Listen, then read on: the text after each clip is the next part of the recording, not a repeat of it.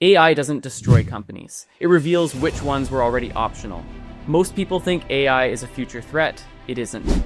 Some of the world's best-known brands have already been erased, quietly, one by one, while everyone argued about whether the AI bubble would pop.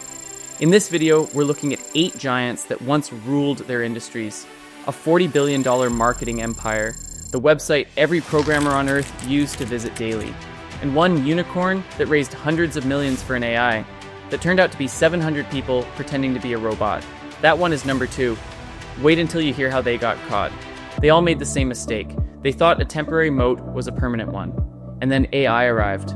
Fiverr was the king of the gig economy. In 2021, its stock traded above $300. Today, it has lost roughly 95% of that value. The problem isn't that freelancers stopped working, it's that the low-level work, the $5 logo, the $10 blog post, became worthless.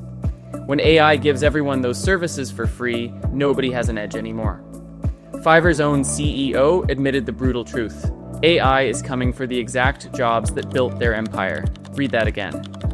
The company that sold cheap digital work was undercut by something cheaper. Number 7 is an entire industry. Shutterstock and Getty Images spent decades building a moat of copyrighted reality. When AI image generators appeared, they sued. They called it theft. Then came the irony. Regulators blocked their $3.7 billion merger, and they realized they couldn't beat the AI. So they joined it. Their business now isn't selling you a photo, it's licensing their entire libraries to train the very models that are replacing their own contributors to companies like OpenAI and Google. They're no longer selling images. They're selling the fuel to replace themselves. Number 6 is a company you've probably never heard of, but they handle customer service for brands you use every day, Teleperformance. In early 2024, their stock collapsed, wiping out billions in value within weeks. What happened? Klarna announced that its AI chatbot was doing the work of 700 full-time agents. Overnight, the entire business model of renting human voices looked obsolete. Bloomberg reported that investors now call call center stocks uninvestible. If a software update can replace 700 salaries, your human moat is gone. Number 5 is the strangest one. Stack Overflow. For 15 years, it was every programmer's warehouse of answers. I checked the traffic data, and it's grim. In 2022, the site received around 200,000 questions a month. By early 2025, under 50,000. Here's the dark part. AI was trained on Stack Overflow's data. It learned from millions of humans who contributed for free, and now those same humans don't need to visit the source. They just ask the AI that consumed it. Stack Overflow is the library that was burned down to heat the house of the AI companies. Number 4, HubSpot, the king of inbound marketing. They built a $40 billion empire on one simple idea: publish so many blog posts that Google has no choice but to show you to everyone. Then in 2024, Google rolled out AI summaries, and blog traffic fell off a cliff. In 2 years, HubSpot's monthly visits dropped from 24 million to 6 million. They quietly deleted 30,000 blog posts. The content factory became a content graveyard. Their market value fell from $40 billion to around $11 billion. AI didn't just change the game, it changed the board. Number 3 is Klarna, and this one is a warning.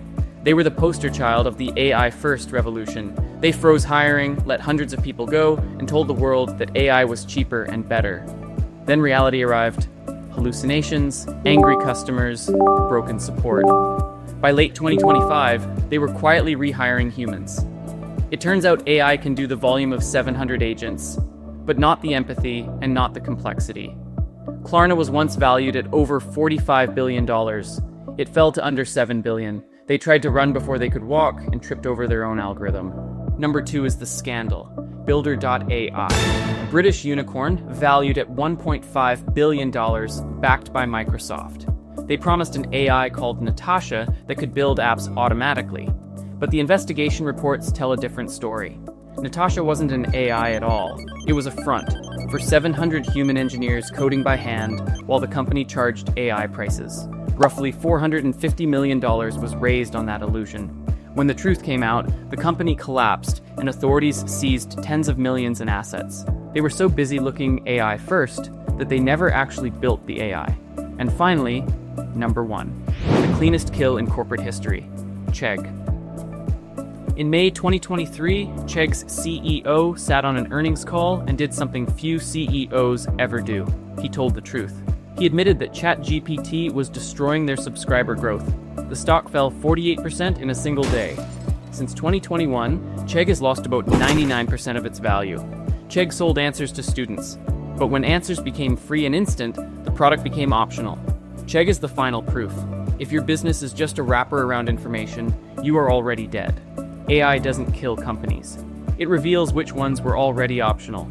These 8 giants weren't destroyed by a new technology. They were destroyed by their dependence on friction. The friction of finding a freelancer, of searching for a coding answer, of a student hunting for help. AI removes friction.